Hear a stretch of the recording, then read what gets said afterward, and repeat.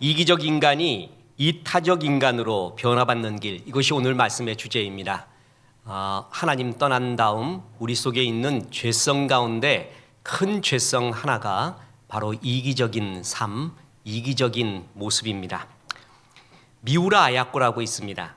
일본 최고의 기독교 작가이고 지금 그녀의 작품을 읽어도 감동이 있는, 몸이 얼마나 아팠는지 걸어다니는 종합병동이었고 결국 그 몸의 병환 때문에 소천하게 되었죠.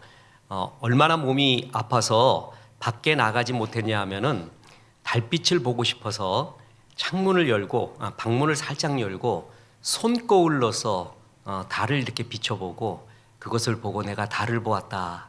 참 굉장히 그야말로 감수성 있고 하나님의 마음을 품은 그런 아름다운 작가였습니다. 대표작이 빙점입니다. 빙점 같은 것은 지금 읽어도 참 감동적입니다. 정말 잘 쓴 글입니다. 이 빙점이 나오게 된 계기가 있습니다. 미우라 아야코가 결혼해서 살림 돕기 위해서 조그만 구멍가게를 내게 되었습니다. 그런데 원래 이 미우라 아야코가 성정이 곱고 부침성도 좋고 굉장히 친절합니다. 이 가게에서 제일 중요한 건 친절이죠. 축복의 마음과 얼굴 그리고 친절이 얼마나 중요한지 모릅니다. 그랬더니 마을 사람들이 전부 미우라 아야코의 가게에 다 모이기 시작을 했습니다. 그랬더니 이 미우라 아야코의 남편이 참 현명하고 신앙적인 사람입니다. 여보, 우리 가게에만 이렇게 사람들이 많이 오면 나머지 가게들은 문을 닫지 않겠어? 그것은 우리 그리스도인으로서 취할 자세도 아니고 우리가 같이 우리 모두가 같이 살아야 되는 마을 가게를 만들어야 합니다. 그랬더니 기도하는 가운데 지혜를 주셔서 그 구멍가게에 모든 물건을 다 갖다 놓지 않고 일부러 몇 가지를 갖다 놓지 않습니다. 그래서 빈 거를 둔 거죠. 그래서 무슨 물건을 찾으러 왔을 때 자기 가게에 오면은 있는 것이면은 잘 내어줬지만 자기 가게에 없는 것이면 저 옆집 가게 가십시오. 그것은 뒷집 가게 가십시오. 이렇게 갖고 더불어 살게끔 이렇게 했습니다. 그러니 마을 사람들로부터 칭찬도 자자하고 사람들이 결국은 그것을 다 압니다. 그리고 더 멋진 것은 그때 시간이 좀 남게 되었습니다. 너무 바쁠 때는 시간이 없었습니다. 그런데 이제 조금 다른 물건들은 저기에 있고 또 저기에 있고 그래서 조금 손님이 뜸해지자 미우라 아야코가 그때부터 본격적으로 할 수 있었던 것이 글을 쓰는 일이었습니다. 그래서 빙점이 그때 나오게 됩니다. 정말 기가 막힌 하나님의 섭리 아닙니까? 이웃을 다 살리려고 했을 때 나도 살아나는 그리고 아름다운 작품이 나오게 되는 겁니다. 이기주의로 가득 찬 머리에서는 아름다운 창작이 이루어질 수가 없습니다. 저는 소설가들을 많이 만나봤습니다. 시인들도 만나보고 그냥 커피 마시고 술 마시고 또 담배 피면서 낙엽을 보면서 글 써내는 것이 아니라 그들은 거의 논문처럼 씁니다. 글이 정말 논문과 같습니다. 그만큼 연구를 많이 합니다. 끝없는 습작을 하고 연구를 하고 또 글 쓸 때도 수없이 다시 쓰고 수정하고 이렇게 글을 쓰게 되거든요. 그 글 쓸 때 제일 중요한 게 이웃에 대한 사랑이 있는가, 마음이 있는가, 따뜻함이 있는가, 그거를 청자들은, 독자들은 느끼게 됩니다. 이 사람이 세상을 참 따뜻하게 보고 있구나, 이웃에 대한 나에 대한 사랑이 있구나 없구나, 아니면 도끼가 있구나, 이런 분노가 있구나, 이거를 설교를 들을 때 성도들도 알고요, 강연을 하거나 세미나 할 때 청중들도 알고요, 글을 읽을 때 독자들도 압니다. 미우라 아야코의 글은 참 아름답습니다. 그 가운데는 인간에 대한 사랑 그리고 그 희생, 섬김 그게 다 들어가 있습니다. 뿐만 아니라 모든 작가들은 그 근본에 자기의 유익만이 아니라 이웃의 유익, 더불어 살고자 하는 공존의 마음, 공감의 마음이 없는 한 이 시대에 통용되는 창작물을 내기가 어렵게 됩니다. 사랑은 자기의 유익을 구하지 않는다고 했습니다. 자, 이 말씀이 바로 그대로 적용되고 있는 것이 바로 우리 삶의 현장인 것입니다. 다시 고린도전서 13장 5절 보겠습니다. 사랑은 무례히 행하지 아니하며 자기의 유익을 구하지 아니하며. 오늘 자기의 유익을 구하지 않는다라는 말씀을 나눈 겁니다. 이 구절에 대해서 영어 성경은 대부분 Love is not selfish라고 이야기합니다. 이기적이 아니라는 것이죠. 그래서 이기주의는 성경이 말하는 사랑과 정반대입니다. 자기의 유익, 타 헤아우테스, 그것은 자기의 것, 자기 중심이 되어지는 모든 일, 자기를 향하는 모든 마음, 이런 단어입니다. 자기의 유익, 나중에 보겠지만 이 구절의 정확한 해석은 자기만의 유익입니다. 그러니까 자기의 유익을 구하는 것, 그것은 성경에서도 하나님이 우리에게 주신 마음이기도 합니다. 자기의 행복과 자기 유익 구하는 건 절대 나쁜 것이 아니에요. 문제가 뭔지 아세요? 자기만의 유익을 구할 때 그것이 문제가 되는 겁니다. 구한다, 제타이, 열심히 구하는 정열, 강렬하게 구하는 정열입니다. 그러니까 어떤 사람이 있는데 이 사람은 철저하게 자기중심적이에요. 자기만의 유익을 철저하게 중심적으로 살고 있어요. 그것도 불타듯이 말입니다. 그것은 사랑의 정반대이고 죄성인 것입니다. 자, 그래서 오늘 본문은 첫째로 이기심은 하나님을 떠난 죄성이라는 것을 알아야 됩니다. 먼저 알아야 될 것은 성경은 자기 사랑, 자기의 유익을 구하는 것, 자기의 행복을 취하는 것을 결코 나쁜 것으로 보지 않습니다. 그래서 성경인 레위기 19장 18절에 보면 원수를 갚지 말며 동포를 원망하지 말며 내 이웃 사랑하기를 내 자신과 같이 사랑하라. 네 이웃 사랑을 할 때 네 자신과 같이 사랑하라. 이 얘기는 뭐죠? 자기 자신을 사랑하지 못하면 자기 자신의 아름다움을 행복을 추구하지 않는다면 이웃도 사랑할 수 없다는 것입니다. 내 사랑을 해보지 않은 사람이 어떻게 이웃을 사랑할 수가 있겠습니까? 마태복음 22장 39절도 둘째도 그와 같으니 내 이웃을 내 자신과 같이 사랑하라 하셨으니 바로 이것이죠. 그러니까 내 자신을 사랑하는 것, 내 자신의 행복을 추구하는 것, 그것은 성경이 우리에게 말하고 있는 바입니다. 그래서 이것은 나쁜 것이 아니라는 것입니다. 그런데 하나님께서는 처음부터 우리 인생을 창조할 때 나의 행복과 유익을 잘 추구하게끔 만들었는데 거기에 더불어 주신 게 뭐냐 하면 천하 만물, 우리와 관계 맺고 있는 만물 이웃들에게까지 유익을 끼치는 존재로 우리를 만들었다는 거죠. 그래서 지혜와 총명을 주셨다는 것입니다. 창세기 1장 28절에 보면 하나님이 그들에게 복을 주시며 하나님이 그들에게 이르시되 생육하고 번성하여 땅에 충만하라. 땅을 정복하라. 바다의 물고기와 하늘의 새와 땅에 움직이는 모든 생물을 다스리라. 아바드, 섬기라. 우리에게 총명함과 지혜, 하나님의 형상대로 지음을 받은 그 아름다움을 주신 이유는 천하 만물 하나님이 지으신 모든 피조물을 잘 섬기라. 그래서 너만의 행복이 아닌 모두의 행복을 위하여 우리에게 지혜를 주신 것입니다. 이게 창세기의 인간이었습니다. 그런데 하나님을 떠났잖아요. 자기 사랑은 남아있어요. 자기만 사랑하게끔 되어 있다는 거죠. 자기의 유익만 구하게 되는 이런 죄성이 남아있게 된 겁니다. 죄로 인해서 지나친 자기 사랑, 자기에게만 국한된 사랑, 그것만 남게 되었다라는 것입니다. 자, 보세요. 창세기 4장 9절에 여호와께서 가인에게 이르시되 내 아우 아벨이 어디 있느냐? 그가 이르되 내가 알지 못하나이다. 내가 내 아우를 지키는 자니까? 내가 내 아우 지키는 사람이에요? 내가 사는 것도 바빠 죽겠는데 아우까지 해야 됩니까? 내가 먹고 사는 것도 힘들어 죽겠는데 이웃까지 돌봐야 됩니까? 이런 소리 하기 시작을 합니다. 그러니까 뭐예요? 이런 이기심, 그 사랑이 자기에게만 국한되는 지나친 자기 사랑으로 넘어가는 것이 뭐예요? 바로 죄 이후에 나타난 현상이라는 것입니다. 다시 말합니다. 자기의 유익, 자기의 행복을 추구하는 거 결코 나쁜 것이 아닙니다. 그런데 그것만 추구할 때 그것이 죄성이라는 것입니다.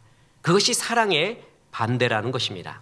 창세기 11장 4절에 보면 또 말하되 자 성읍과 탑을 건설하여 그 탑 꼭대기에 하늘을 닿게 하여 우리의 이름을 내고 온 지면에 흩어짐을 면하자 하였더니 하나님은 흩어지는 게 뜻이었습니다. 흩어져서 잘 다스리고 잘 섬기는 것이 주의 뜻이었습니다. 그런데 바벨탑을 쌓는 사람들의 이야기거든요. 하나님의 명령에 반대를 합니다. 그래서 우리가 여기서 이 탑을 쌓고 이 안에 있자. 왜 우리의 힘을 남한테 나누어 주느냐? 내 마음을 왜 나누어 주느냐? 내 사랑을 왜 나누어 주느냐? 흩어짐을 면하자. 이게 뭐예요? 죄성, 하나님을 떠난 인간들이 갖게 되는 이기적인 죄성이 되었다라는 것이죠. 오늘 이 본문이 나온 고린도 교회가 그랬습니다. 고린도 교회는 하나님이 이 교회에는 이런 게 필요하다 그래가지고 상업도시잖아요. 여러 문화가 복합되는 도시, 돈이 많은 도시, 우상도 정말 많은 도시. 그래서 이 고린도 교회에는 하나님이 다른 우상이나 다른 이방 신전의 기적 못지않은 기적들과 은사를 많이 주셨습니다. 하나님이 최고라고 그렇게 보여주신 거죠. 하나님께서 교회마다 주신 것이 다 다릅니다. 그래서 저 교회가 최고, 우리 교회는 작고, 저 교회는 있는데 왜 우리 교회는 없고, 우리 교회는 있는데 저 교회는 없구나, 이런 걸로 교만과 열등감에 빠질 이유가 전혀 없습니다. 하나님이 각 교회마다 주신 게 다르거든요. 그런데 고린도 교회는 은사를 많이 줬어요. 그런데 은사를 주신 이유가 뭐냐면 교회의 덕을 세우기 위해서입니다. 그 은사를 통해서 교회를 세워가라, 너 성도들을 도와줘라라는 것이에요. 보세요. 고린도전서 14장 12절. 그러므로 너희도 영적인 것을 사모하는 자인즉 교회의 덕을 세우기 위하여 그것이 풍성하기를 구하라. 교회의 덕. 그런데 이 사람들은 정반대의 일을 하게 됩니다. 은사를 가지고 자기의 은사가 최고다라고 자랑하기 시작을 합니다. 그러면 진짜 큰 은사가 뭘까? 그런 내기를 하기도 합니다. 하나님께서 교회의 덕을 세우라고 은사를 주셨는데 그걸 가지고 서열을 나누고 교회의 덕을 파괴하게 됩니다. 오늘날 은사를 가진 사람들이 이건 정말 조심해야 됩니다. 은사를 받았다고 해서 영적인 우위에 있는 것이 결코 아닙니다. 여러분, 평생 기도만 하셨던 토레이 목사님 같은 분, 평생 중보 기도만 했던 모 목사님 같은 분, 그분들은 방언을 못합니다. 하나님이 어떤 사람한테는 방언을 주십니다. 어떤 사람한테는 안 주시는 거예요. 그럼 방언 못한다고 그 사람의 기도의 능력이 없는 겁니까? 이렇게 서열 나눠서는 절대 안 되는 겁니다. 그런 마음이 들면서부터 벌써 교만에 빠지는 거고, 은사를 가지고 교회의 덕을 세우는 게 아니라 자기의 유익, 자기의 자랑, 이걸 하게 되는 겁니다. 고린도 교회가 이게 굉장히 많았습니다. 덕을 세우라고 은사를 주셨는데 덕을 세우기는커녕 이기적으로 자기의 유익을 구하고 자기의 자랑을 위해서 이런 일을 하게 되었다라는 것입니다. 자, 그래서 이런 하나님께서 나를 사랑하고 나의 행복을 추구하고 나의 유익을 위해서 일하는 것은 결코 죄가 아닙니다. 그런데 그것이 지나치게 되었습니다. 자기만을 위하게 됐습니다. 사랑의 범위가 자기 그리고 자기 가족만 있게 되었습니다. 그게 바로 죄성이라는 것입니다. 자, 그래서 이런 이기심은 분명히 하나님을 떠난 인간들이 가지고 있는 죄성이요, 우리가 벗어야 될 죄성 중에 하나입니다. 그래서 두 번째 교훈은 사랑은 자기만의 유익을 구하지 않는다라는 것입니다. 사랑은 자기의 유익을 구하지 않는다. 이것을 더 본래적으로 말하면 자기만의 유익을 구하지 않는다라는 것입니다. 성경에 자기라는 구절들이 많이 나옵니다. 그 구절은 거의 99% 자기만의 이렇게 해석하면 딱 맞습니다. 자기의 유익 구하는 거 맞아요. 그런데 자기만의 유익을 구하는 게 사랑이 아니라는 것이죠. 자, 자기의라는 이 독특한 표현은요, 자신에게만 제한된다, 나만의라는 뜻으로 해석하면 맞습니다. 자, 보세요. 빌립보서 2장 21절에 보면 그들은 다 자기 일을 구하고 그리스도 예수의 일을 구하지 아니하되, 자기 일을 구하고 그랬죠. 자기만의 일, 자기의 유익의 일만 구한다라는 것입니다. 그러니까 자기만의 유익을 위하는 게, 이게 나한테 유익이 되나, 그런 일만 생각 많이 하고 그리스도와 교회는 생각하지 않는 교인들이 되게 많은 교회, 어떻게 되겠습니까? 난리 나는 교회죠. 디모데후서 3장 1절에 보면 말세 때에 대한 증거가 이렇게 나옵니다. 너희는 이것을 알라. 말세에 고통하는 때가 이르러 사람들이 자기를 사랑하며. 자, 성경에 자기라는 표현은 뭐라 그러죠? 자기만이라고 이야기하면 된다 그러죠. 자기만을 사랑하며 돈을 사랑하며 자랑하며 교만하며 비방하며 부모를 거역하며. 자, 말세의 고통의 때에 말세의 징조를 이야기할 때 사람들은 철저하게 selfish, 자기만을 사랑하는 자, 이기적인 사람이 된다라고 이야기하고 있다는 것입니다. 이기심에서 오는 기쁨이 있습니다. 기쁨도 여러 가지입니다. C.S. 루이스가 말했듯이 하위 기쁨이 있고요, 상위 기쁨이 있어요. 저질의 기쁨이 있고 고급 기쁨이 있거든요. 고급 기쁨은 하나님과 동행하는, 하나님의 마음을 품고 하나님의 일을 했을 때 오는 기쁨, 그 기쁨이 충만한 사람이 있고요, 저급한 기쁨이 충만한 사람이 있습니다. 그 저급한 기쁨 중에 하나가 뭐냐면 이기적인 기쁨입니다. 그러니까 자기 이기적인 것도 기쁨이 있기 때문에 하는 거거든요. 그것은 죄성에서 오는 기쁨이라는 것입니다. 다시 말합니다. 자기의 유익을 구하는 것, 자기의 행복을 추구하는 것 죄가 아닙니다. 자기만의 행복, 자기만의 유익을 추구하는 것, 이런 행복과 사랑의 범위, 열정의 범위가 자기만에 머물러 있을 때 그게 이기주의가 되는 거고, 그것은 성경이 말하는 사랑의 개념과 정반대가 된다는 것입니다. 그럼 세 번째 교훈이 있습니다. 이기적인 인간이 이타적인 인간으로 변화되는 길입니다. 오늘 말씀의 주제입니다. 그것은 첫째로 하나님의 사랑을 닮아야 된다는 것입니다. 참 사랑이 사랑의 참 뜻을 알게 하고 지혜롭게 하고 사랑의 능력을 향유하게 되고 그리스도의 능력을 나타내게 됩니다. 로마서 5장 6절에서 9절에 보면 우리 인간의 사랑과 다른 예수 그리스도의 사랑, 하나님의 사랑이 나옵니다. 거기에 보면은 우리를 사랑하시되 우리가 연약할 때 사랑했대요. 우리가 죄인 되었을 때 사랑하고 우리가 원수 되었을 때 사랑했다고 합니다. 연약할 때, 그 사랑에 반응이 없을 때입니다. 반응이 없을 때. 그러면 주다가 지치잖아요, 사람. 원래 주는 사람이 더 지치게 돼 있습니다. 막 주고 하는데 당연한 걸로 여겨요, 상대방이. 감사하지도 않아요. 그리고 그 주는 것이 조금 그치거나 그러면 원망합니다. 이때 주는 사람이 지치게 됩니다. 반응이 없을 때, 그게 연약할 때라는 뜻입니다. 그런데 그때도 사랑하셨습니다. 그리고 우리가 주님 앞에 죄인 되었을 때, 하나님 떠나서 다른 길로 갔을 때, 원수 되었을 때, 하나님이 제일 싫어하는 마귀를 따라갔을 때, 그때 사랑하셨다라는 것이죠. 이 사랑은 우리 인간의 사랑과 다릅니다. 우린 이것을 온전히 할 수 없습니다. 그래서 도와달라고 해야 됩니다. 하나님이 그리스도의 사랑이 내 마음에 부음바 되었다고 하니까 주님 나를 도와주십시오. 그래서 이기심이 내 속에 나타날 때 아니다, 노라는 선언을 하고요, 하나님의 뜻을 행하는 함에 있어서는 예라고 말해야 됩니다. 그리스도의 사랑이 그랬거든요. 겟세마네 동산에서 뭐라 그랬습니까? 내 뜻대로 마옵시고 아버지 뜻대로 하옵소서. 그 유명한 기도잖아요. 내 뜻이 뭐냐 하면 죄성이 있는 나는 전부 나 중심으로 생각하려고 그래요. 이기적으로 생각하려고 그래요. 그럴 때마다 주님 내 뜻대로 마시고 아버지의 사랑을 이루시옵소서, 이렇게 이야기해야 됩니다. 마가복음 10장 45절에 인자가 온 것은 섬김을 받으려 함이 아니라 도리어 섬기려 하고 자기 목숨을 많은 사람의 대속물로 주려 함이니라. 섬김을 받는 것, 그게 이기적인 거죠. 그거 되게 좋은 거예요. 늘 어디 가서나 섬김만 받으려고 하는 사람이 있습니다. 이런 어른의 위치에 있으려고 하고요, 자기가 섬긴 것은 하나도 없고요, 이런 마음에 머물러 있으면 이것이 이기적인 것이죠. 그런데 그리스도는 뭐라고요? 섬김을 받으려고 한 게 아니라 섬기려 왔다. 아, 이것이 하나님의 마음이구나 라는 것을 늘 마음에 품어야 됩니다. 이기적인 기쁨이 내 마음속에 자꾸 일어나려고 할 때 주님 이것은 아니죠.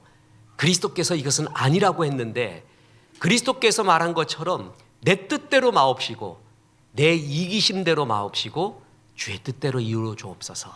이런 기도가 우리는 피 어린 투쟁 속에서 계속해야 됩니다. 그러면서 요한복음 15장 12절에 내 계명은 곧 내가 너희를 사랑한 것 같이 너희도 서로 사랑하는 이것이니라. 서로 사랑하라 그랬죠. 서로. 근데 이기심은, 이기적 사랑은 뭐죠? 서로 사랑을 하지 않습니다. 내가 사랑을 받으려고만 합니다. 얻으려고만 합니다. 가정에서도 제일 문제가 그대보다는 기대가 많을 때입니다. 그대가 더 중요한 거거든요. 그런데 그대가 나에게 주는 그 무엇, 그거에 대한 기대가 더 많을 때 사랑은 철저하게 이기적이 됩니다. 그럴 때 가정도 깨어져 가게 됩니다. 서로 사랑하라고 했습니다. 그것은 뭐죠? 주고받는 거예요. 서로의 유익을 구해야 하는 거예요. 아, 이렇게 하면 남편이 좋아하겠구나. 이렇게 하면 아내가 좋아하겠구나. 여러분, 가정이 행복한 길은 남자가 조금 손해보면 됩니다. 가정이 행복한 길은 여자가 조금 손해보면 됩니다.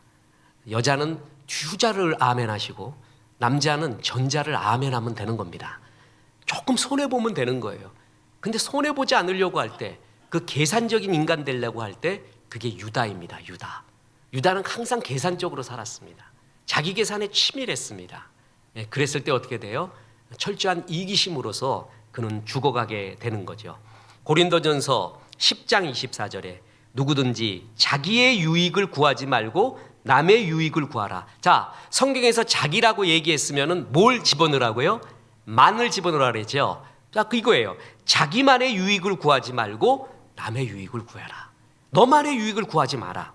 뿐만 아니라 고린도전서 10장 33절에 나와 같이 모든 일에 모든 사람을 기쁘게 하여 자신의 유익을 구하지 아니하고 많은 사람의 유익을 구하여 그들로 구원받게 하라. 자신만의 유익을 구하지 아니하고 많은 사람의 유익을 구하여 그들로 구원을 받게 하라. 성경이 얼마나 많이 말합니까? 너 혼자 살지 마라. 너 혼자만의 유익을 위해서. 그게 기쁨이 아니다라는 거예요. 나중에 사람들이 압니다. 저 사람이 굉장히 이기적이구나, 뭐하구나 라는 것도 굉장히 알게 됩니다. 탁구장에서는 누가 아냐면요, 초심자들이 압니다.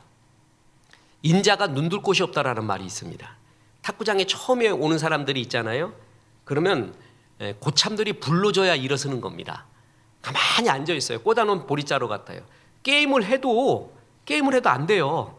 뭐냐면 공 줍느라고 시간 다 빠져 있어. 탁구장에서 제일 힘든 게 공 줍는 겁니다. 치는 것보다가 허리 구부려갖고 공 줍는 게 제일 힘든데, 초보자하고 하면 땀은 하나도 안 나요. 고수는 초보자는 땀 뻘뻘 나는데 탁구장에 땀 내러 가는 거 아니에요? 그런데 초보자하고 하면은 땀이 나질 않습니다. 공 줍느라고 허리만 나갑니다. 그래서 법칙 중에 하나가 초보자가 고수를 만나면 10분 이상 안 치는 겁니다. 10분만 딱 치고 감사합니다 하고 딱 돌아서고 또 딴 사람이 맞고 이래야지. 이 눈치 없게 1시간 동안 잡고 있으면 그날 날려버린 겁니다. 그래서 이렇게 딱 보면은 초보자들이 뭘 아냐 하면은, 아, 저 사람 나한테 잘 쳐주겠구나. 저 사람 굉장히 이기적이야. 자기만 쳐. 나 같은 사람 쳐다보지도 않아. 그걸 초보자들이 기가 막히게 합니다. 기가 막히게 느낍니다. 사람이라는 존재가 말이에요. 좋아요. 운동하러 가서도 조금 띄워주면 돼요. 자기만의 유익을 하지 않고 내 시간을 조금 띄워주면 됩니다. 자, 그러면 10분 치는 거야. 이렇게 농담으로 10분 치는 거야. 그 다음에 또 누구 아이스크림 사준 사람 있어요. 그 사람 불러요. 이렇게 그냥 농담하면서 조금 띄워줘야 됩니다. 그렇지 않고 자기만의 유익을 구하잖아요. 결국 사람들이 싫어합니다. 그것은 결코 행복한 이러한 인생살이가 되는 게 아니라는 겁니다. 로마서 15장 2절에 보면 우리 각 사람이 이웃을 기쁘게 하되 선을 이루고 덕을 세우도록 할지니라. 그러니까 성경은 내 주변의 이웃을 기쁘게 하는 일에 대한 것, 이걸 끝없이 말하고 있다는 것이죠. 그게 성경의 사상이고 가치관이고 주의 마음입니다. 그러니까 나의 존재는 이웃을 그만큼 행복하게 만들었는가, 그것으로 하나님이 나중에 나를 계산하게 될 것입니다. 너의 헤아리는 그것으로 내가 너를 헤아리리라. 너는 너만 생각했구나. 너의 헤아림은 항상 거기에 있었구나. 그 사람은 그 헤아림을 그대로 받게 됩니다. 이웃을 얼마나 너의 가진 것으로 유익하게 했는가. 자, 그래서 그리스도의 사랑을 항상 마음에 품으면은 이기적인 인간이 이타적인 그리스도의 사랑을 품은 인간으로 변화될 수 있는 길이 있다라는 것입니다. 두 번째, 주는 훈련을 계속해야 됩니다. 주는 훈련입니다. 우리는 받기에 받는 기쁨이 있죠. 그런데 주는 기쁨을 알아가기 시작해야 됩니다. 하나님이 우리에게 주신 것들이 있거든요. 그것은 세 가지의 용도가 있습니다. 나보고 쓰라고 한 것이 있습니다. 그리고 온전히 하나님께 드려야 되는 것이 있습니다. 이웃을 위해 쓰라고 하는 것이 있습니다. 그런데 내가 번 돈이라고, 내가 가지고 있는 거라고 전부 나만을 위한 것이 있어요. 사는 사람이 있습니다. 그게 자기만의 유익을 위해 사는 사람이죠. 우리가 받은 것 전부는 다 하나님 거예요, 사실. 그런데 우리가 잠깐 청지기록 받고 쓰는 거죠. 그런데도 하나님이 너의 것을 쓰라고 충분히 이야기합니다. 그래서 다시 말합니다. 하나님이 주신 것에는 하나님의 것이 있고요, 나의 것이 있고요, 이웃의 것이 있습니다. 내게 주신 시간도, 내게 주긴 열정도 세 가지가 있습니다. 완전한 하나님의 것이 있고, 나의 것이 있고, 이웃의 것이 있습니다. 돈도 그렇습니다. 하나님의 것이 있습니다. 대표적인 게 뭐죠? 대표적인 거 11조입니다. 그리고 뭐 헌금 내는 거, 그리고 내 필요를 쓰는 게 있죠. 나의 것, 그리고 이웃을 위한 구제의 헌금, 이런 것들, 이게 다 있습니다. 그런데 자기의 유익을 구한다, 자기만의 유익을 구한다라는 사람의 특징이 뭐예요? 전부 자기만을 위해 씁니다. 그죠? 그래서 자꾸 이것은 주는 훈련을 해야 됩니다. 참된 사랑, 하나님의 사랑은 요한복음 3장 16절에 나오듯이 하나님의 세상을 이처럼 사랑하사 독생자를 주셨으니, 여기서 동사만 빼면 뭐예요? 사랑하사 주셨으니입니다. 주는 사랑이라고 합니다. 내가 정말 주고자 하잖아요. 주의 사랑을 품고자 하면은 줄 것이 반드시 있습니다. 자꾸 받으려고만 하지를 마십시오. 줄 것이 반드시 있다라는 것입니다. 사도행전 3장에 보면은 기도하러 성전에 올라가던 베드로와 요한이 나면서부터 안진뱅이가 된 거린을 만나게 됩니다. 주머니에 돈이 없었습니다. 그러니까 주일학교에서 우리가 불렀던 찬양이죠. 베드로와 요한이 기도하러 올라갈새 성전 미문에 앉은 안진뱅이 구걸을 하였네.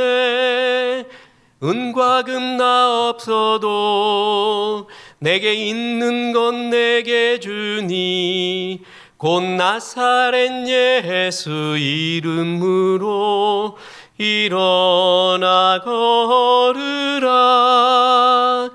은과 금은 내게 없대요. 근데 이기적인 사람은 없는 것만 봅니다. 나 없으니까 줄 게 없어. 그런데 내게 있는 거 너에게 준대요. 나에게 이것은 있어. 곧 나사렛 예수의 이름입니다. 진짜 사랑하잖아요. 사랑을 행하려고 하면 내가 줄 수 있다는 걸 알아요. 내게 있는 것이 무엇이라는 것을 알아요. 그걸 주면 되는 것입니다. 그죠? 우리 그 교회 어느 성도 중에 한 분이 목사에게 아이스 아메리카노 주는 게 제일 큰 행복이라는 성도가 하나 있습니다. 근데 그걸 받으면 그렇게 좋아요. 그래서 꼭 그걸 가지고 여보 이거 오늘 또 선물 왔어. 가서 우리 스타벅스나 어디 가갖고 이 아메리카노 한번 먹읍시다. 여름에 그 시원한 아이스 아메리카노, 또 따뜻한 지금 같은 날 아메리카노 얼마나 맛있습니까? 아주 작은 것입니다. 근데 자기의 그게 굉장히 큰 기쁨이래요. 그래서 그게 주는 게 그렇게 기쁘대요. 저 사람 나는 없는 거야. 나는 원래 없는 사람이야. 나는 늘 받기만 해야 돼. 그 거지 인생 살면 안 됩니다. 은과 금은 나에게 없어도 내게 있는 건 너에게 줄 수 있다. 나사렛 예수 이름이 있다. 사랑이 있다. 내게 뭐가 없는가 그걸 보지 말고요. 내게 있는 게 뭔가 반드시 있습니다. 사랑을 줄 수 없을 만큼 가난한 사람도 없고 사랑을 받지 않아도 될 만큼 부유한 사람도 없습니다. 반드시 내가 줄 것이 있습니다. 그렇게 기도하다 보면 내게 줄 것이 있다라고 생각을 합니다. 사도행전 3장 6절 베드로가 이르되 은과 금은 내게 없거니와 내게 있는 이것을 너희에게 주노니 나사렛 예수 그리스도의 이름으로 일어나 걸어라. 은과 금은 없어요. 그러나 이것은 있어. 그걸 자꾸 생각해 보세요.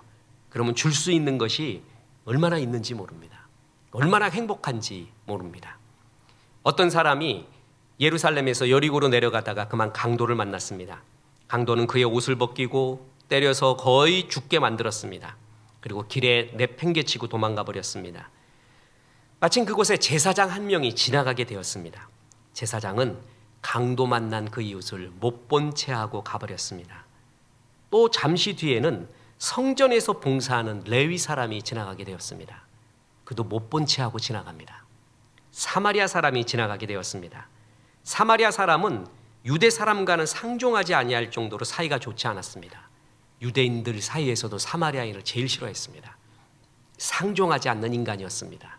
그런데 이 사마리아 사람은 자기가 가지고 있었던 기름과 포도주를 그의 상처에 붓고 싸매어 줍니다. 자기 짐승에 그를 태워서 주막에까지 와서 그를 보호해주고 돈 주막 주인에게 맡겨주고 내가 돈도 더 갖고 오겠습니다. 이 사람 잘 돌봐주십시오. 선한 사마리아인 이야기가 나오잖아요. 그러면서 누가 강도 만난 자의 이웃인가? 제사장과 레위 사람은 자기 유익만 구했습니다. 자기의 일이 제일 중요했습니다. 그런데 사마리아인은 이웃에게 자기의 마음을 전해주게 됩니다. 바로 이렇게 이웃에게까지 내 마음과 열정과 시간과 물질, 지경이 넓어진 게 그리스도의 사랑을 품고 있는 자입니다. 사랑은 자기만의 유익을 구하지 않습니다. 자기 안에만 갇혀 있지 않다라는 것입니다. 남에게 줄 수 있는 최고의 것이 뭐죠? 은과 금 내게 없으나 내게 있는 건 내게 주니 곧 나사렛 예수의 이름으로 일어나 걸어라. 전도하는 거는요, 최고의 것을 주고 있는 겁니다. 어제 저는 참 좋은 남편이잖아요. 그래갖고 집사람이 어딜 꼭 필요한 데서 갔다 오게 돼서 이 추운 날 어떻게 올까? 그래서 내가 배웅이 아니죠. 오는 걸 맞는 걸 뭐라 그럽니까? 예, 알고 있습니다. 예, 마중을 나가러 갔습니다. 그래서 이렇게 태워갔는데 김현주 사모가 정말 감동적인 걸 봤대요. 그래서 뭘 봤냐 그랬더니 소진자매가 지하철역에서 전도하고 있더래요. 어제 제일 추울 때였습니다. 그래서 저거 보래요. 그래서 보니까 파카 입고 진짜 뭐 나눠주고 있어요. 제가 부끄러웠습니다. 자랑스럽고 부끄럽죠. 내가 저랬는가? 나는 저런 마음이 있었는가? 모든 사역자가 다 부끄러울 겁니다. 나는 직업적으로 목사입니다. 직업적으로 전도사고. 그런데 소진 자매는 진짜 복음을 향한 열정의 마음이 진짜 있는 거예요. 부끄러운 겁니다. 사역자들이. 여러 생각이 났습니다. 그래서 그 추운데 어제가 제일 추울 때였어요. 그런데 그 전도하고 있다. 막 이럴 때, 저 사람이 그 열정과 마음이 정말 남을 이웃을 향해 그렇게 열려 있구나라는 걸 보고 정말 감동적입니다. 자기만의 유익을 사랑은 구하지 않습니다. 그리고 오늘 성경이 말하는 것은 남을 이롭게 하면 나도 행복해진다라는 것입니다. 이게 굉장한 법칙입니다. 먼저 하나님의 축복이 남을 이롭게 하는 자에게 나타납니다. 보십시오. 마태복음 25장 40절에 임금이 대답하여 이르시되 내가 진실로 너희에게 이르노니 너희가 여기 내 형제 중에 지극히 작은 자 하나에게 한 것이 곧 내게 한 것이니라. 작은 자, 아무도 관심 갖지 않는 자, 그냥 받아야 되는 자가 있어요. 그 자에게 한 것이 나에게 한 것이다. 이렇게 말해주고 있습니다. 하나님의 축복이 그에게 있는 거죠. 어느 성도님들이 참 감사하게 탈북 목사들에게 이런 지정 헌금들을 해주셔서 이 목사님들이 정말 얼굴이 펴고 공부를 하면서 벌써 반년이 지났습니다. 각 교회마다 6개의 교회에 탈북 목사님을 도와주고 있는데 한 목사님은 맨날 이렇게 몸이 약해요, 사람이. 그래가지고 빌빌하고 맨날 감기 들어서 거의 천당까지 갔다가 오고 보니까 집에 난방장치 제대로 없는 겁니다. 다른 목사님들은 전부 가정이 있는데 이분은 가정 없이 혼자 사역을 하면서 교회에서 자기도 하고 먹기도 하고 이러고도 하는데 춥고 뭐 어떻게 배고프고 대책이 없는 거예요. 그러니까 내성이 다 떨어진 거예요. 참 정말 안타까웠습니다. 한국에서 개척교회 하는 것도 힘들어 죽는데 탈북 목회자가 와갖고 개척교회 하면 잘 되겠습니까? 그야말로 생존을 투쟁을 하는 거예요. 성도님들 잘 헌금해 주신 걸로 보일러 그 보일러를 놔드려야겠다. 그래가지고 6개의 교회를 다 방문해서 그분들에게 정말 필요한 것들, 필요한 기물들이 무엇인가를 해서 잘 설치해드리고 헌금한 성도들에게 사진을 찍어서 그 기념으로 드리겠습니다. 그것은 어디서 상 받는 거나 어디서 이러한 칭찬받는 거 이상이 될 겁니다. 전도하고 선교하고 구제한 것으로 인한 그 기쁨, 내가 여기에 쓰임받았다라는 그 기쁨, 그것은 이루 말할 수가 없습니다. 지극히 작은 소자에게 한 것이 나에게 한 것이라는 하나님의 축복이 임하게 됩니다. 그리고요, 현실적인 축복도 있다라는 것입니다. 31세 나이에 세계 3대 경영대학원인 와튼 스쿨의 종신 교수가 됐던 아담 글랜트 교수라고 있습니다. 하버드 대학 심리학과를 나온 분인데요. 이분이 경영학 책을 4개만 하면 슈퍼셀러가 됩니다. 그 중에 제일 유명한 게 기브 앤 테이크라는 책입니다. 여러분 경건 이메일로도 보내드렸고 인문학 하나님께도 방송을 해드렸고 소개도 해줬었습니다. 이 기브 앤 테이크에 보면은 사람들은 세 종류의 사람이 크게 보면 두 종류의 사람이 있대요. 기버, 테이커. 주는 사람이 있고요, 받는 사람이 있대요. 그래서 더 거기서 하나를 더 나누면 기브 앤 테이크 앤 기버가 있다는 겁니다. 뭐냐면 어떤 사람은 큰 상관없이 자꾸 주는 훈련이 돼 있는 사람이 있대요. 그게 기버입니다. 어떤 사람은 주는 훈련은 거의 안 돼 있어요. 상쾌하게 자기중심적이에요. 그래갖고 테이커만 한대요. 또 하나가 뭐냐면 테이커 앤 기버. 받는데 받은 만큼 준대요. 받은 만큼. 테이커 앤 기버. 내가 요만큼 받았으니 요만큼 준다라는 사람이 있다는 거죠. 우리가 안 봐도 알죠? 제일 훌륭한 사람이 누구예요? 기버죠. 그 다음에 테이커 앤 기버, 그 다음에 테이커가 있대요. 테이커들이 많이 취하는 것 같고 좋아하는 것 같지만 결국 현실적으로 통계적으로 그걸 통계자서를 낸 거거든요. 테이커 중에서 성공한 사람은 5%도 안 된다는 거예요. 5%. 거의 성공한 사람의 대부분의 통계는 기버가 성공을 한대요. 기버가. 주는 훈련이 돼 있는 사람. 그 사람이 첫째 하나님의 축복이 임하고요. 또 하나가 뭐냐면은 사람들로부터도 인정을 받습니다. 그 사람을 참 좋아합니다. 기뻐합니다.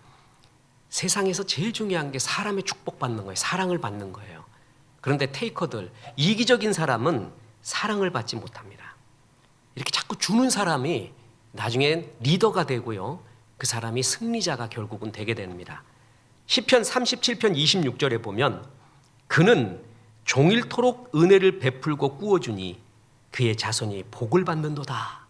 주님이 분명히 그 얘기했죠. 내 아들, 딸 잘 되게 하기 위해서는 구제 많이 하십시오. 그 어려운 똑같은 내 아들, 딸 나이 또래나 더 어려운 사람들 구제를 많이 해요. 그게 내 아들, 딸 잘 되는 길입니다. 은혜를 베풀고 꾸어주니 그의 자손이 뭐라고요? 복을 받는도다.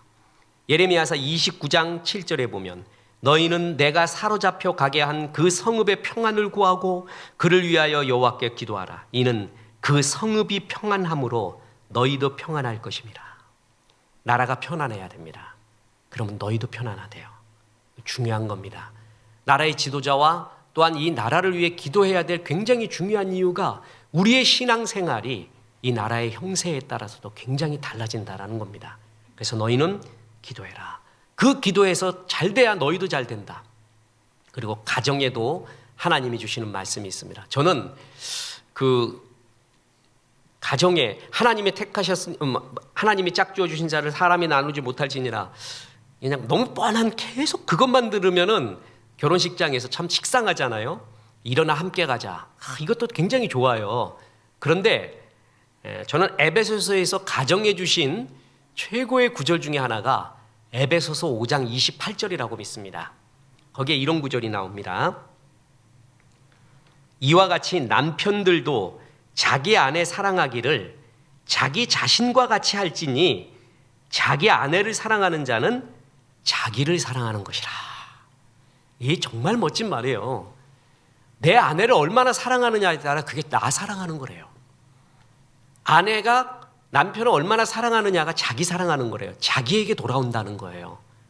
남편을 사랑한 만큼 나도 그 유익과 은혜가 아름다움이 나에게 온다라는 거예요. 나에게. 그러니까 아내 사랑이 곧 자기 사랑하는 거와 같다라는 것입니다. 근데 아내 사랑하지 않고 남편을 사랑하지 않고 가정에서도 자기의 유익만 추구하는 이런 류의 이기적인 사랑을 하게 되면 그때부터 가정이 참 깨지게 되는 겁니다. 힘들어지는 것입니다. 다시 말합니다. 아내들에게 말하겠습니다. 아내가 조금 손해보면 됩니다. 남편에게 말하겠습니다. 남편이 조금 손해보면 되는 거예요. 그러면 가정은 아름다운 거예요. 그죠? 그래서 아내를 사랑하는 게 날 사랑하는 거고 남편을 사랑하는 게 나를 사랑하는 거래요.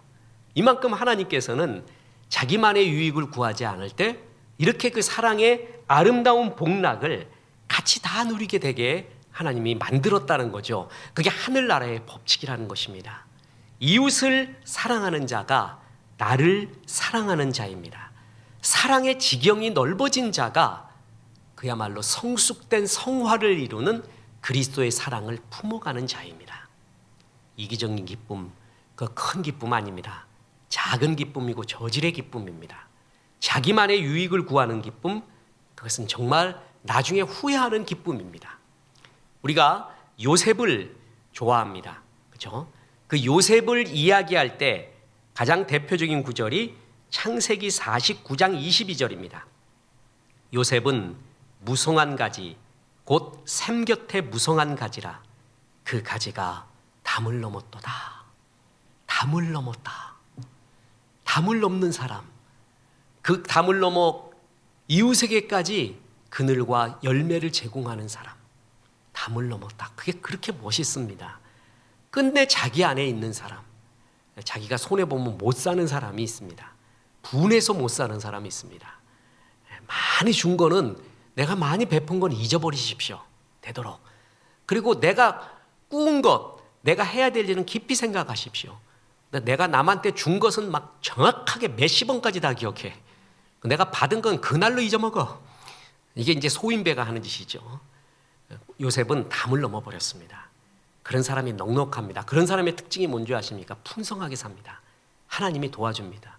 알게 모르게 충만하게 채워주는 것을 많이 봅니다.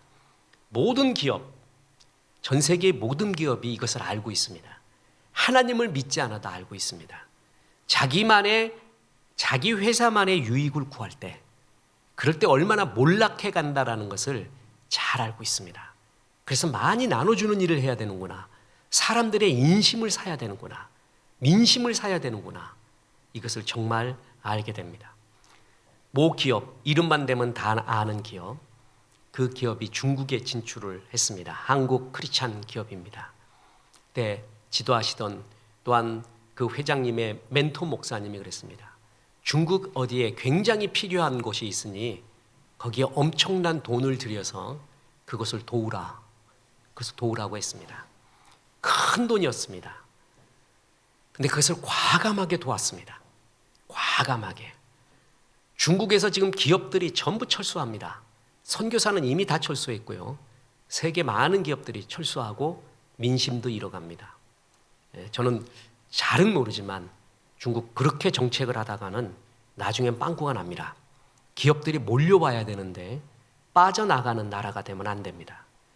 그런데 한국의 그 기업만은 아직도 중국에서 인심을 잃지 않고 있습니다. 그 기업만은 믿을 만하다고 말합니다. 그 기업은 진짜 중국을 사랑했다고 말합니다. 왜 그랬죠? 손해를 봤습니다. 진짜 줬습니다. 진짜 줬어요. 그랬을 때 정말 그 사람들에 대한 마음이 사람들이 일어나게 되는 겁니다. 저는 S기업으로부터 대학교 복학하고 2년 동안의 장학금을 받았습니다. 왜 줬는지 모르겠습니다. 왜 줬는지 말하면 교만한 사람 될까 봐 말은 않겠습니다. 근데 그냥 줬습니다. 그냥 받았습니다. 나중에 알고 보니까 그냥 줬대요. 이렇게. 조건이 없었습니다. 그래서 이상하다. 왜 조건도 없고 유학 갈 때도 축전도 오고 하고 그랬습니다. 알고 보니까 조건이 있었습니다. 엄청난 조건이었습니다. S기업을 욕을 못 하겠습니다. 나중에 S기업도 잘못하는 것이 있거든요. 근데 무슨 잘못도 하고 뭘 해도요, 항상 좋은 방향으로 가려고 그래. 내가 항상 옹호를 해요. 그 기업 없으면 안 돼. 그 기업이 얼마나 나라에 유익을 끼치는 줄 알아? 뭐 하는 줄 알아? 뭐 하는 줄 알아? 뭐 하는 줄 알아? 그게 마음으로부터 우러나와요. 마음으로부터. 진짜 밑바닥에서부터 우러나와요. 이 얻어먹은 놈이 나오는 어떤 그 진짜 옹호의 마음이에요. 주는 게 강력한 힘을 갖고 있습니다. 사람을 정말 사랑하게 돼 있어요. 사람이 마음을 얻잖아요. 마음을 얻으면 모든 것을 얻은 거예요. 마음을 잃어버리면 모든 것을 잃어버린 겁니다. 마음 얻기 위해서 제일 해야 되는 게 뭔지 아세요? 주는 겁니다. 바울이 그랬다 그러죠. 예수님한테 직접 들었는가 아니면 어떤 루트에서 말했는가 그건 모르겠습니다.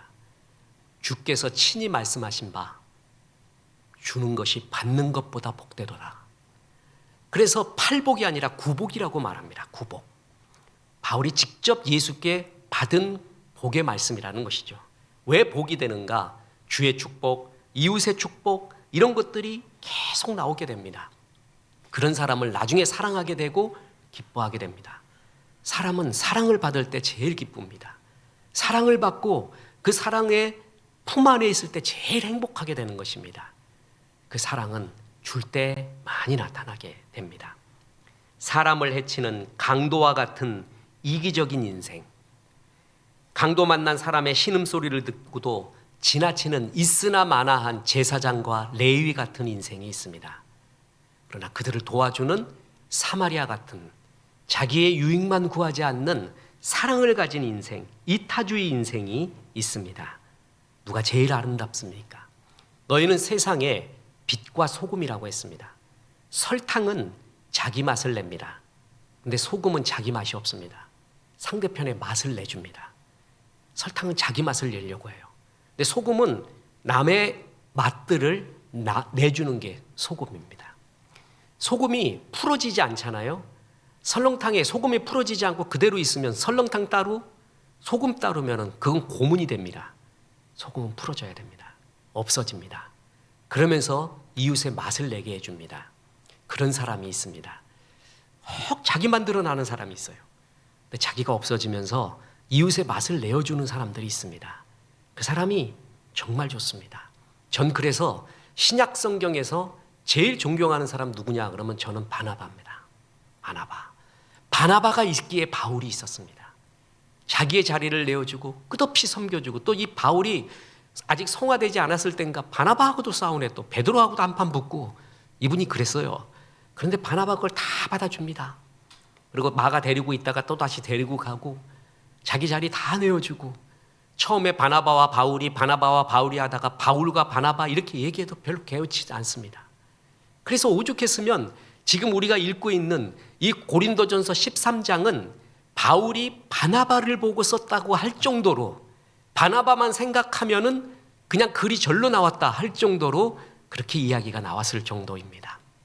그만큼 남의 맛을 내주는 우리 것만 우리 사람들이 챙겼기 때문에 대기 오염이 일어났고 지구 온난화가 일어나고 우리 지구 전체가 생존의 위협을 받고 있는 겁니다. 그것은 모두가 받고 있습니다. 이기적인 우리 인간들의 파괴 행위, 나만 위한 하나님이 만드신 천하 만물을 잘 다스리지 못하는 나만 위하는 만물은 생각하지 않았던 그 결과를 지금 우리가 다 당하고 있습니다. 아마 지구 멸망이라는 시나리오가 있을 때 많은 사람들이 이것 때문에라고 하는 수많은 시나리오가 있습니다. 저는 깜짝 놀란 게 인공위성 때문에 망한다는 그 말이 너무 놀랐습니다. 인공위성 얼마나 많이 띄웠는지 아십니까? 말도 못합니다. 그 쓰레기와 그 충돌과 그 부작용으로 지구가 망한다라는 것이 거의 1위가 되어가고 있는 거 아십니까? 저 정말 놀랐습니다. 또 하나가 이런 해성 충돌, 그 옛날부터 나왔던 이야기죠. 우리들이 만들었던 핵무기를 폭파함으로써 지구 파괴. 그리고 또 하나가 뭐냐 하면 알게 모르게 진행되고 있는 지구 온난화, 지구 생태계의 파괴로 인해서 결국 우리는 종말을 맞을 것이다. 그것은 뭐예요? 우리 인간만 자기만 생각했던 결과를 우리가 또한 우리 후손이 다 받게 되는 것입니다. 사랑은 자기만의 유익을 구하지 않습니다. 내 사랑의 지경이 넓어지는 것입니다.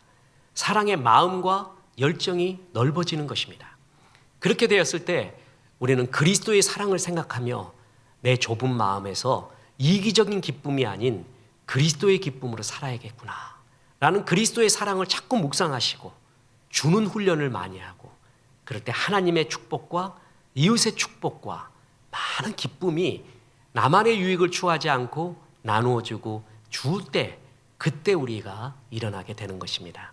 자꾸 주는 사람, 그 훈련을 많이 하십시오. 인생 후반전은 주는 훈련을 해야 됩니다. 전반전에 어쩔 수 없이 자리매김을 위해 또 내 먹고 사는 걸 위해 많이 취했다면 인생 후반전이 됐으면 자꾸 주는 훈련을 하십시오. 그래서 내가 이렇게 많은 거 주고 왔구나, 하나님의 마음을 품고 많이 했구나, 이런 마음을 품어야 됩니다. 끝으로 정호승 님이 당신이 없으면 내가 없습니다 라는 시가 있습니다. 거기에 이런 글이 나옵니다. 눈을 감으면 비로소 남이 보인다. 내가 보인다 하더라도 남을 위한 존재인 내가 보인다. 그동안 나는 나를 위해 항상 눈을 뜨고 다녔다. 눈에 보이는 모든 존재는 다 나를 위한 존재였다. 이 얼마나 오만하고 이기적인 삶인가. 지난 여름엔 매미가 너무 시끄럽게 운다고도 싫어하지 않았는가. 매미는 자신의 삶을 열심히 사는 것인데 나는 매미만큼이라도 열심히 산 적이 있었던가. 우리는 기도하면, 그래서 눈을 감으면 비로소 남이 보입니다. 내가 보인다 하더라도 남을 위한 존재인 내가 보이게 됩니다. 한 번밖에 없는 인생, 안개같이 오늘도 밤이 왔지 않습니까? 금방입니다. 10년, 20년 정말 금방입니다. 아무리 작은 새도 나뭇가지를 떠나갈 때 나뭇가지가 파르르 흔들립니다. 존재의 이유가 거기 있었던 것입니다. 존재의 흔적이 있었던 것이거든요. 내가 인생 떠나갈 때 나의 유익만 위해서 살아왔다, 그것처럼 불쌍한 인생, 그런 정말 저질스러운 인생, 농마주의 인생이 어디 있겠습니까? 하나님이 내게 주신 것 가지고 많은 이웃을 살렸다, 이걸 갖고 힘과 용기를 줬다, 이 사람들을 살려내는데 내가 도움이 되고 쓰임을 받았다, 그런 존재의 기쁨처럼 기쁜 것이 어디 있겠습니까? 사랑은 자기만의 유익을 추하지 않습니다. 이기심을 벗어나게 됩니다. 이타적인 주의 마음을 품게 됩니다. 그래서 많은 사람한테 전도하십시오. 선교하십시오. 구제하십시오. 교회 내 어려운 사람에게도 많이 마음을 주십시오. 내게 없는 것은 줄 수 없죠. 그러나 있는 것이 있습니다. 그걸 갖고 자꾸 나눠주십시오. 그러면 내가 줄 수 있는 길이 굉장히 많이 있다는 것을 알 수가 있습니다. 자, 돈도 없고 뭐도 없고 뭐도 없대요. 여러분, 제일 줄 수 있는 게 중보기도입니다.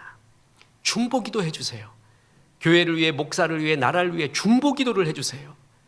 그거를 할 수 있잖아요. 누워 있는데요, 누워서 하면 돼요. 누워서. 앉아 있는데요, 앉아서 하면 돼요. 몸 아플 때도 할 수 있고, 또한 건강할 때도 할 수 있고, 돈 없을 때도 할 수 있고, 할 수 있습니다. 내게 없는 것, 그것은 줄 수 없습니다. 그러나 내게 하나님이 주신 것 굉장히 많이 있습니다. 그것을 이웃을 위해 많이 나눠주십시오. 그래서 한 번밖에 없는 인생, 착하고 충성된 종아, 네가 작은 일에, 작은 소자들에게 좋은 일 많이 했구나 하는 칭찬 듣는 주의 종들 되기를 주 예수의 이름으로 축원합니다. 기도하겠습니다.